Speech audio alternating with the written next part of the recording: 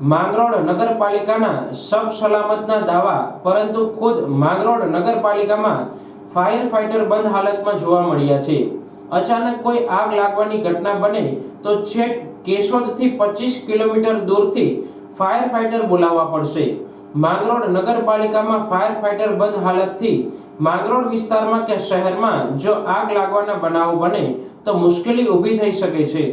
માંગરોળ નગરપાલિકા દ્વારા એક તરફ ગેમ ઝોન, હોટલો અને એપાર્ટમેન્ટ સહિતના અનેક મિલકતોમાં ફાયર સેફટીનું ચેકિંગ હાથ ધરવામાં આવ્યું છે, પરંતુ ખુદ માંગરોળ નગરપાલિકામાં ફાયરના ઠેકાણા દેખાતા નથી।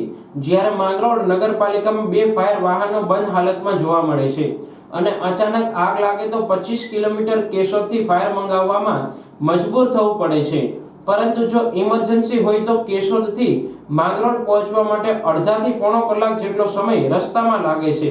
તો ઇમરજન્સી માટે શું કરવું તેવા અનેક સવાલો લોકોમાં ચર્ચાઈ રહ્યા છે। નગરપાલિકાનું ફાયર બંધ છે એ ગમે એના કાંઈક ટેકનિકલ ફોલ્ટ છે, એમાં બહુ મોટો ખર્ચ થનાર છે। જેથી હાલ અમે નગરપાલિકાના ફાયર માટે ટ્રેન્ડિંગ કરેલ છે।